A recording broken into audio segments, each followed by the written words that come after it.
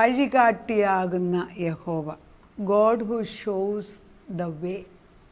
യേശു മാത്രമേ പറഞ്ഞിട്ടുള്ളൂ, I am the way, the truth and the life. ഞാൻ തന്നെ വഴിയും സത്യവും ജീവനുമാകും. നമുക്കത് വായിക്കാം. കർത്താവ് യോഹന്നാൻ്റെ സുവിശേഷത്തിൽ 14, ഞാൻ തന്നെ വഴിയും സത്യവും ജീവനുമാണ്, എന്നിൽ കൂടെ അല്ലാതെ ആർക്കും പിതാവിനെ കാണുവാൻ സാധിക്കത്തില്ല, എന്നിൽ കൂടെ അല്ലാതെ കാണാൻ സാധിക്കത്തില്ല എന്ന് ദൈവം തൻ്റെ പുത്രനിൽ കൂടെ പറയിപ്പിച്ചു എങ്കിൽ, എപ്പോഴും ദൈവശബ്ദം കേട്ട് ദൈവത്തോടു കൂടെ നിന്ന് സൃഷ്ടിപ്പിനെ ഉണ്ടാക്കിയ പിതാപുത്ര പരിശുദ്ധാത്മാവിൽ ഒരുവനായ പുത്രൻ അത് പറയുന്നു എങ്കിൽ അത് ഉൾക്കൊണ്ട് ജീവിക്കാനുള്ള കൃപ ഇതിൻ്റെ കൂടെ അയക്കുകയാണ്. കർത്താവിന് നിർബന്ധമാണ് ചില കാര്യങ്ങൾ അറിഞ്ഞിരിക്കണമെന്ന്. അതുകൊണ്ട് എൻ്റെ ജനം അറിവില്ലായ്മയാൽ നശിച്ചു പോകുന്നെന്നാണല്ലോ പറയുന്നത്.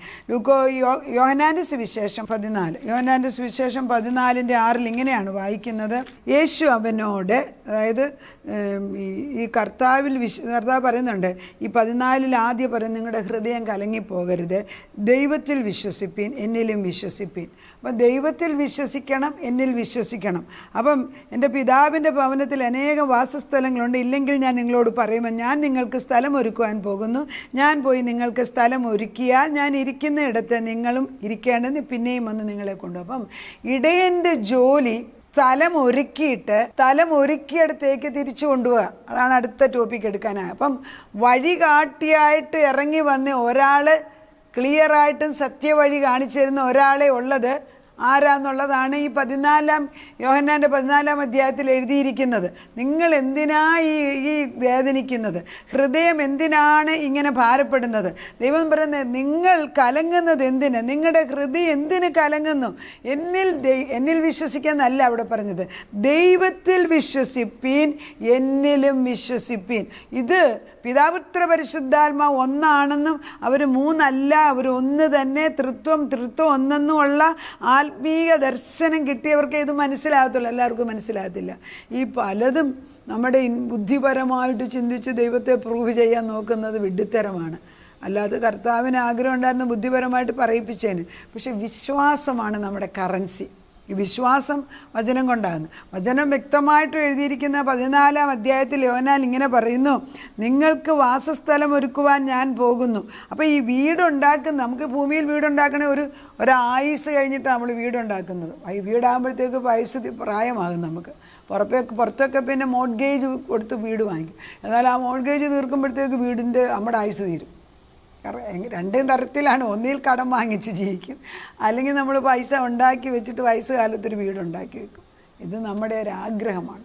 സ്വർഗത്തിൽ വീട് പണിയാൻ ഒരാൾ പോയിട്ടുണ്ട്. സത്യത്തിൻ്റെ ആത്മാവ് വഹിക്കുന്ന യേശു ക്രിസ്തു പറയുന്നു, ഞാൻ സ്വർഗത്തിലേക്ക് പോയിരിക്കുന്നത് നിങ്ങൾക്ക് ഭവനമുണ്ടാക്കുവാനാണ്. നിങ്ങളുടെ വീട് പൂർത്തിയാക്കുമ്പോൾ ഞാൻ വന്ന് വിളിച്ചു കൊണ്ടുപോകും. നിങ്ങൾ എന്തിനേ കലങ്ങുന്നു? അപ്പോൾ ഈ സ്വർഗത്തിൽ വീട് പണിയുന്നത് നമ്മൾ മനസ്സുകൊണ്ട് കാണണേ. വീട് പണിയുമ്പോൾ നമ്മുടെ ഇവിടുത്തെ നല്ല പ്രവൃത്തി കൊണ്ടാണ് അവിടുത്തെ നല്ല സാധനങ്ങൾ വരുന്നതെന്ന് ഓർക്കണം. അപ്പോൾ ഒരു നിയർ ഡെത്ത് എക്സ്പീരിയൻസ് ഉള്ള ഒരു വ്യക്തി പറയുമായിരുന്നു, ആ മനുഷ്യൻ സ്വർഗത്തിൽ ചെല്ലുമ്പോൾ അയാളുടെ വീട് പണിത് തീർത്തിട്ടില്ല. അപ്പോൾ കർത്താവ് പറഞ്ഞു, നിൻ്റെ വീട് പണിത് തീർത്തിട്ട് തിരിച്ചു പോയത്. സ്വർഗം കണ്ട് ആർക്കെങ്കിലും ഭൂമി വരാൻ ആഗ്രഹം വരും? ഇല്ല. ആ മനുഷ്യൻ പറഞ്ഞു, ഞാൻ പോകുന്നില്ല, ഇനി ഇവിടെ തന്നെ. കർത്താവയുടെ ഫ്യൂച്ചർ ലൈഫ് കാണിച്ചു കൊടുത്തു, നിനക്കിനിയും ഭൂമിയിൽ ചെന്ന് ചെയ്യാനുള്ളത്. അപ്പം ഈ നല്ല പ്രവൃത്തികളെല്ലാം ഇനിയും ചെയ്യാൻ കിടക്കുന്നതാണ്. ദൈവത്തിൻ്റെ അടുക്ക വന്നേച്ച് തിരിച്ചു പോവുകയല്ലേ. അന്നേരമാണ് സ്വർണം കൊണ്ടുള്ളതും വെള്ളി കൊണ്ടുള്ളതും മുത്തുകൊണ്ടുള്ള ഇഷ്ടികകൾക്ക് പകരം ഇത് വെച്ചാണ് വീട് പണിയേണ്ടത്. സ്നേഹത്തിൻ്റെ ഇഷ്ടികകളുണ്ട് വീട്. അവിടെ കുറച്ച് ഇഷ്ടികയെ ചെന്നിട്ടുള്ളൂ. അപ്പം കർത്താവ് പറഞ്ഞ്, തിരിച്ചു പോയിട്ട് ഇവിടെ ഇത് പണിയാൻ ഇനിയും ഇഷ്ടികകൾ ആവശ്യമുണ്ട്. അപ്പം ലോകത്തിൽ നമ്മൾ ചെയ്യുന്ന പ്രവൃത്തികളാണ് സ്വർഗത്തിലെ ഇഷ്ടികകളായിട്ട് ഉപയോഗിക്കുന്നത് എങ്കിൽ, നിരന്തരം ദൈവത്തിൻ്റെ അനുഗ്രഹങ്ങൾ പറഞ്ഞുകൊണ്ടിരിക്കുന്നവർക്ക് സ്വർണത്തിൻ്റെ ഇഷ്ടിക കൊണ്ട് വീട് പണിതുകൊണ്ട് തന്നെ ഇരിക്കുന്നുണ്ട്. അത് സ്വർഗ കവാടം എനിക്ക് നിങ്ങൾക്ക് വേണ്ടി തുറന്നു വെച്ചിരിക്കുകയാണ്. എപ്പോഴാണ് ദൈവവചനത്തിൽ ആശ്രയിച്ച് ആ ഇഷ്ടിക കൊണ്ട് വീട് പണിയും. അങ്ങനെ വീട് പണിയാൻ ദൈവം പോയി കഴിഞ്ഞിരിക്കുമ്പം നമ്മൾ ഇവിടുന്ന് അവനോട് കോഓപ്പറേറ്റ് ചെയ്തില്ലെങ്കിൽ വീട് പകുതിയായിട്ട് തീരത്തുള്ളൂ. ഇവിടെ കുറേ നാളുകൂടെ വസിക്കും. ചിലപ്പോൾ ചിലർ ഒത്തിരി 120, 110 ചില പ്രായം ചെന്നവർ പറഞ്ഞിട്ടുണ്ടല്ലോ ഈ ഭൂമി, അയ്യോ നിങ്ങളെ ദൈവത്തിന് ഏറ്റവും വലിയ ഇഷ്ടം. അപ്പോൾ അവർ പറഞ്ഞെന്തോന്നു, എനിക്ക് തോന്നുന്നു ദൈവത്തിന് എന്നെ ഒട്ടും ഇഷ്ടമില്ലെന്ന്. കാരണം എൻ്റെ കൂട്ടുകാരും എനിക്കറിയാവുന്നവരും എല്ലാം പോയി, ഞാൻ മാത്രം ഇവിടെ നിൽപ്പുണ്ടെന്ന്. അതും ഒരു സത്യമല്ലേ? നിൻ്റെ വീട് പണിത് തീർന്നിട്ടില്ലേ? ചിലരിവിടെ പിടിച്ചു നിർത്തിക്കൊണ്ടിരിക്കുകയാണ്. ഒരു പ്രായം കഴിഞ്ഞ് നമ്മൾ പോകേണ്ടി ഒരു പോയൊക്കത്തുള്ളൂ. അതിന് മുമ്പേ വീട് പണിത് തീർക്കാമെന്ന്. അപ്പോൾ കർത്താവ് പണിയണമെങ്കിൽ ഇവിടുന്ന് ഇഷ്ടിക അയക്കാൻ നമ്മുടെ നന്മപ്രവൃത്തി അതിന് ആവശ്യമുണ്ട്. അപ്പോൾ കർത്താവ് ഞാൻ പോയി നിങ്ങൾക്ക് സ്ഥലം ഒരുക്കിയാൽ ഞാൻ ഇരിക്കുന്നിടത്ത് നിങ്ങൾക്ക് ഇരിക്കേണ്ടത് പിന്നെയും വന്ന് നിങ്ങളെ എൻ്റെ അടുക്കൽ ചേർത്തോളൂ. ഞാൻ പോകുന്ന ഇടത്തേക്കുള്ള വഴി നിങ്ങൾ അറിയുന്നു. കർത്താവ് തന്നെയാണ് വഴി.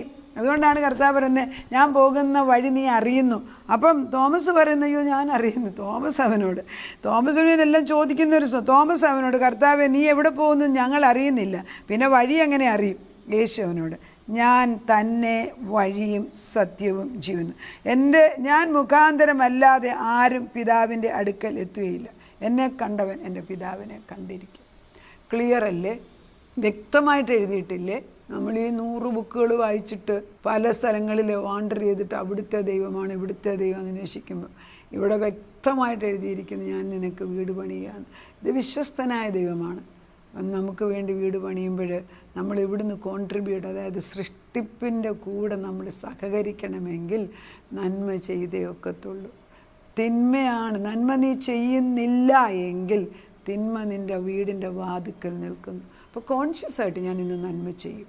അത് പലപ്പോഴും ചിന്തിക്കും. നമ്മളിപ്പം വീടും പരിസരം എല്ലാം വൃത്തിയായിട്ട് നമ്മൾ പറയുന്നത് വൃത്തിയാക്കിയിട്ടേ എന്ന് ഉറങ്ങത്തുള്ളൂ. അന്ന് നമ്മൾ വൃത്തിയാക്കി കഴിയുമ്പം നമ്മൾ കാണുന്നത് എന്താ? ദൈവത്തിനെ റിസീവ് ചെയ്യാൻ വീട് വൃത്തിയാക്കി കഴിഞ്ഞു. ദൈവം വന്നോ ഇല്ലയോ എന്നുള്ളത് ഫിസിക്കലായിട്ട് ചിലപ്പം കാണത്തില്ല. ചിലപ്പം വല്ല ഗസ്റ്റായിരിക്കും കയറുന്നത്, ചിലപ്പം വല്ല ആവശ്യക്കാരെ വീടും പരിസരവും വൃത്തിയാക്കി കിടന്നില്ല. നമ്മൾ വല്ലതും ചോദിക്കാം. വീട് കോലാഹലമായി വീട്ടിൽ കയറി കേട്ടിട്ടുണ്ട്. നമ്മൾ വീട്ടിൽ വെളിച്ചമില്ലാത്തടത്ത് വചനം പറയാൻ പോയിട്ടുണ്ട്. പലപ്പോഴും പല പ്രശ്നമുണ്ട്. അങ്ങനെ ഉള്ളപ്പോഴാണല്ലോ വിളിക്കുന്നത്. ഞാൻ ആദ്യം ചെല്ലുമ്പം ആ വീട്ടിൽ ഇരുട്ട് കാണുമ്പോൾ ഞാൻ പറയും എന്ത് ഇവിടെ പ്രാർത്ഥനയുടെ ശക്തി കുറവാണല്ലോ എന്ന് ഞാൻ പറയും. എന്ത് ആ മുറിക്കകത്ത് വെട്ടമില്ലാത്തെന്ന് ഞാൻ ചോദിക്കുന്നത് കാണാം എനിക്ക് വെട്ടമില്ല എന്ന്. അങ്ങനെ പറഞ്ഞിട്ടുള്ള പല വീടുകളിലും അധികം താമസിയാതെ വീട് പൊളിച്ചിട്ട് പുതിയ വീട് വെച്ച് കൊടുക്കുന്നത് ഞാൻ കണ്ടിട്ടുണ്ട്. വീട് പണി തീരുമ്പോൾ അവരെന്നെ വിളിക്കും, ആൻറ്റി ഒന്ന് വന്ന് കണ്ടേച്ചു പോകാൻ എന്ത് അങ്ങനെ പോകുമ്പോൾ അതിൽ അടുക്കക്കൂടാണ് ഇപ്പോൾ ഞാൻ ആ വീട്ടിൽ കയറി ഒന്ന് കയറി ഒന്ന് സന്തോഷം പ്രകടിപ്പിച്ചേച്ചു പോകും. കാരണം എന്താ? അന്നേ ഇരുട്ടുണ്ടാകത്തിന് നമ്മൾ ശാസിച്ചു. നമ്മുടെ ഭവനങ്ങളിൽ ഇരുട്ടുണ്ടെങ്കിൽ നമുക്ക് മനസ്സിലാക്കാം. പക്ഷെ നിൻ്റെ ഹൃദയത്തിൽ ഇരുട്ടുണ്ടോ? കർത്താവ് തിരിച്ചു കൊണ്ടുപോകുന്ന ദൈവമാണ്, വഴി കാട്ടിയായ ദൈവമാണ്. ദാവീദിനെ ശൗല്, അബ്സലോം എല്ലാവരും കൊല്ലാൻ നോക്കിയപ്പോൾ ആ ദാവീദിനെ കൊല്ലാതെ സൂക്ഷിച്ചത് ഇടയനായ ദൈവമാണ്. ദാവീദിൻ്റെ അനുഭവങ്ങളാണ് ഇത് എഴുതി വെക്കുന്നത്. എൻ്റെ വഴികെട്ടി. അപ്പോൾ ഈ രണ്ടും യഹോവ എൻ്റെ ഇടയനാണെന്ന് എനിക്കൊന്നിനും മുട്ടുണ്ടാകുകയില്ല എന്ന് പറയുമ്പം ഇടയനുണ്ടെങ്കിൽ ഒന്നിനും പേടിക്കണ്ട എന്നുള്ളതാണ് അതുകൊണ്ട് ഉദ്ദേശിക്കുന്നത്. എന്നാൽ പിന്നുള്ള വാക്യങ്ങൾ പറയുന്നത് എൻ്റെ വഴികാട്ടിയാണെന്നുള്ളതാണ്. 23 ബാക്കി 2, 3, 4 വായിക്കുമ്പം അവൻ വഴികാട്ടിയായിട്ട് മുമ്പിൽ വന്ന് നിൽക്കുകയാണ്. എങ്ങനെയാണത് വായിക്കുന്നത് നമുക്ക് നോക്കാം. 23 2, 3 എൻ്റെ പ്രാണനെ അവൻ തണുപ്പിക്കുന്നു. 22 പച്ചയായ പുൽപ്പറങ്ങളിൽ അവൻ എന്നെ കിടത്തുന്നു. സ്വസ്ഥതയുള്ള വെള്ളത്തിനരിയിലേക്ക് എന്നെ നടത്തുന്നു. എൻ്റെ പ്രാണനെ അവൻ തണുപ്പിക്കുന്നു. തിരുനാമ നിമിത്തം എന്നെ നീതി പാതകളിൽ നടത്തുന്നു. ഏത് പാതകളിൽ കൂടാണ് നടക്കേണ്ടിയെന്ന് എൻ്റെ ദൈവമാണ് എനിക്ക് കാണിച്ചു തരേണ്ടത്. അതുകൊണ്ടാണ് അവൻ വഴികാട്ടിയായ ദൈവമാവെന്ന് പറയുന്നത്. നമ്മുടെ ജീവിതത്തിൽ, നമ്മുടെ മക്കളുടെ ജീവിതത്തിൽ അവൻ വഴികാട്ടിയായിട്ട് നിന്നിട്ട് പലപ്പോഴും നമ്മുടെ മക്കൾ ഇങ്ങനെ പോകേണ്ടത് ഇങ്ങോട്ടിറങ്ങി താഴോട്ടിറങ്ങി പോകുന്നതാണ്. താഴോട്ട് പലപ്പോഴും കാണാറുണ്ട്. അവരൊരു പോക്കങ്ങ് പോകും. അവർ പോയിട്ട് ഇങ്ങനെ പോകേണ്ട അകത്ത് ഇവിടെ ഇട്ടിന്ന് താഴോട്ട് പോകും. പക്ഷെ കർത്താവ് അവിടെ നിൽക്കത്തില്ല. കർത്താവ് അതിലേ കൂടെ ഒരു വഴി കെട്ടി മേളിൽ കൊണ്ടുവന്നിട്ട് വീണ്ടും നേരെ കൊണ്ടുവരും. ഇതാണ് ദൈവം. അവിടെ പോയവനെ അടിച്ചവനെ അവിടെ കൊല്ലുകയില്ല. അവനെ അങ്ങനെ കൊണ്ടുപോകും. വട്ടത്തിൽ ഇങ്ങനെ പോകുന്ന ഒരു വഴി നമ്മൾ കണ്ടില്ലേ? ഈ വഴിയൊക്കെ നന്നാക്കുമ്പോൾ വലിയ കുഴിയെടുക്കും. അതുപോലെ നമ്മുടെ പിള്ളേരിടയ്ക്ക് ഇങ്ങനെ കുഴിയിലോട്ടങ്ങ് പോകും. അന്നേരം അതിനെ അടിച്ചു കൊന്ന് അവിടെ ഇടുകയല്ല ചെയ്യുന്നത്. കർത്താവ് അവരുടെ കൂടെ പോയിട്ട് അവരുടെ തിരിച്ച് കൊണ്ടുവന്ന് വഴി നേരെ കൊണ്ടുപോകും. അതാണ് വഴി കാട്ടുന്ന ദൈവം. അങ്ങനെ കൊണ്ടുവന്നിട്ടല്ലേ ഞാനൊക്കെ അങ്ങനെ കൊണ്ടുവന്നിട്ടാണ് വചനം പറയുന്നത്. അതുകൊണ്ടാണ് ദൃഢമായിട്ട് പറയാൻ ഒക്കുന്നത്. അനുഭവങ്ങളുടെ തീച്ചുളയ്ക്കകത്ത് നിന്ന് പറയാൻ ഒക്കുന്നത്. കഷ്ടത്തിൻ്റെ സമയത്ത് ദൈവം കൂടെ നിന്ന ദൈവം. ആ ദൈവം നമ്മുടെ കൂടെ വന്ന് നിൽക്കുന്നു. യഹോവ എൻ്റെ ഇടയനാണെന്നൊക്കെ പറയുമ്പോൾ അത് നമ്മൾ വായിക്കുമ്പോൾ ഈ സ്വസ്ഥതയുള്ള വെള്ളത്തിൻ്റെ അടിയിലേക്കും പച്ചപ്പുൽപ്പുറത്തേക്ക് കിടക്കുക എന്ന് പറയുമ്പം അത് ഭക്ഷണം ഭക്ഷിച്ച് പുല്ല് കഴിച്ച് ഇഷ്ടം പോലെ വയറ് നിറഞ്ഞ് ഒരു ആട്ടിൻകുട്ടി മാത്രമേ അല്ലെ ആടെ അവിടെ കിടക്കത്തുള്ളൂ. അല്ലാത്തത് എപ്പോഴും നിബിൾ ചെയ്തുകൊണ്ടിരിക്കും. ആടിൻ്റെ ഒരു സ്വഭാവമാണ്. ഒരു മടിയില്ല, എപ്പോഴും തിന്നുകൊണ്ടിരിക്കും. പക്ഷേ വയറ് നിറഞ്ഞു കഴിഞ്ഞാൽ ഉടനെ അത് വന്ന് സാവകാശം ഒരു സ്ഥലത്ത് കിടക്കും. അതുപോലെയാണ്. അതുകൊണ്ടാണ് മുലകുടി മാറിയ കുഞ്ഞിനെ പോലെയെന്ന്. ഈ മുലകുടിയെ മാറിയ കുഞ്ഞിനെക്കുറിച്ച് ഈ പറയുമ്പോൾ ഇതൊക്കെ വചനത്തിലുണ്ടോ എന്ന് ചോദിച്ചാൽ വചനത്തിലുണ്ട്. ഞാനിതൊക്കെ ഈ വചനം എടുക്കുമ്പോഴേ കർത്താവിൻ്റെ മഹത്തരമായ വചനം എക്കത്തിന് ഉത്തരം തരുന്നല്ലോ എന്ന് ഞാൻ തന്നെ ചിലപ്പം ചിന്തിച്ചു. 130 ഇതൊക്കെ നമ്മുടെ ഗ്രൂപ്പിനകത്ത് ഇങ്ങനെ ഓരോരുത്തർ പറയുമ്പോൾ ഞാൻ വിചാരിക്കും ഇവരിതൊക്കെ ഓർത്തിരിക്കുന്നത്. എനിക്കത് കേൾക്കുമ്പോൾ വലിയ സന്തോഷമാണ്. 131 സങ്കീർത്തനം. യഹോവ എൻ്റെ ഹൃദയം ഗർവിച്ചിരിക്കുന്നില്ല, ഞാൻ നിഗളിച്ച് നടക്കുന്നില്ല. എൻ്റെ എത്താത്ത വൻകാര്യങ്ങളും അത്ഭുത വിഷയങ്ങളും ഞാൻ ഇടപെടുന്നില്ല. ഞാൻ എൻ്റെ പ്രാണനെ താലോലിച്ച് മിണ്ടാതാക്കിയിരിക്കുന്നു. എൻ്റെ അമ്മയുടെ അടുക്കൽ മുലകുടി മാറിയ പൈതലെന്ന പോലെ എൻ്റെ പ്രാണൻ എൻ്റെ അടുക്കൽ മുലകുടി മാറിയ പോലെയാകുന്നു. ഇസ്രായേലേ, ഇന്ന് മുതൽ എന്നേക്കും യഹോവയിൽ പ്രത്യാശ വയ്ക്കുക. എൻ്റെ പ്രത്യാശ യഹോവയിലാണ്.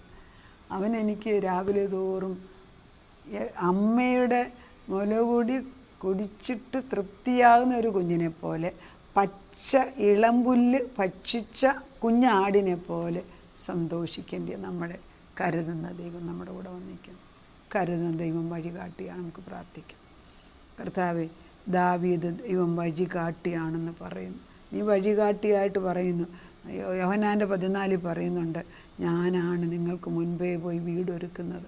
വീട് ഏതാണെന്ന് അറിയാൻ വയ്യാതെ അലഞ്ഞ് നടക്കുകയാണ് മക്കൾ.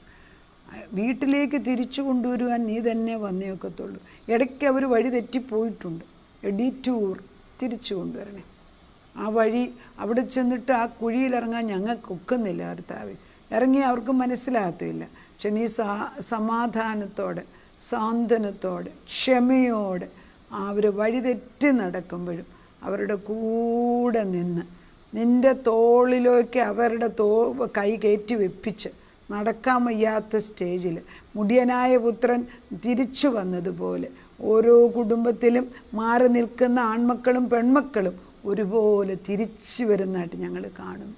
ഇടയൻ അവിടെ ഉണ്ടല്ലോ. ആ വലിയ കുഴിയിൽ ഇടയനുണ്ട്. വലിയ കിണറ്റിൽ ഇറക്കിയിട്ട ജോസഫിൻ്റെ കൂടെ ഇടയനുണ്ടായിരുന്നു. അതേ കർത്താവേ, ആ ഇടയൻ ദാവീദിനെ ശൗലും അബ്ശലോം ഓടിച്ചിട്ട് കൊല്ലാൻ നോക്കിയപ്പോഴും ഇടയനുണ്ടായിരുന്നു. വേദപുസ്തകം മുഴുവൻ നോക്കിയ ദാനിയേലിൻ്റെ കൂടെ ഇടയനുണ്ടായിരുന്നു. ശദ്രക് മേശക് അബേദ്നെഗോനോട് ഇടയനുണ്ടായിരുന്നു. എല്ലാ പ്രോഫറ്റ്സിൻ്റെ കൂടെയും ഇടയനുണ്ടായിരുന്നു. ആ ഇടയൻ ഇന്ന് ഞങ്ങളുടെ കൂടെ, ഞങ്ങളുടെ മക്കളുടെ കൂടെ ഉള്ളതിനാൽ നന്ദിയോടെ സ്തോത്രം. വഴി തെറ്റിപ്പോയ കുഞ്ഞുങ്ങളെ തോളോട് ചേർത്ത്, കുഞ്ഞുങ്ങളെ മാർവോട് ചേർത്ത്, തള്ളയാടുകളെ വലം കൈ കൊണ്ട് പിടിച്ചു കൊണ്ടുവന്നു, പുരുഷന്മാരെ സൈഡിൽ പിടിച്ചു കൊണ്ടുവരുന്ന ദൈവം കൂടെ നിൽക്കുന്നതിനാൽ സ്തോത്രം. കുടുംബമായിട്ട് ഒന്നിച്ച് ചേരട്ടെ. ഈ അസ്ഥികൾ ജീവിക്കട്ടെ. ഇത് പച്ചപ്പുല്ലുള്ള സ്ഥലങ്ങളിൽ വന്ന് മേയിച്ച് ജീവിക്കട്ടെ. പക്ഷേ നീ അവർക്ക് വേണ്ടി വീടൊരുക്കുന്നതിന് സ്തോത്രം. പ്രാർത്ഥന കേട്ട് സ്ഥിരതയുള്ള ഒരാത്മാവിനെ തന്നതിന് നന്ദി പറയുന്നു. യേശുക്രിസ്തുവിൻ്റെ പുണ്യനാമത്തിൽ തന്നെ ആമേൻ.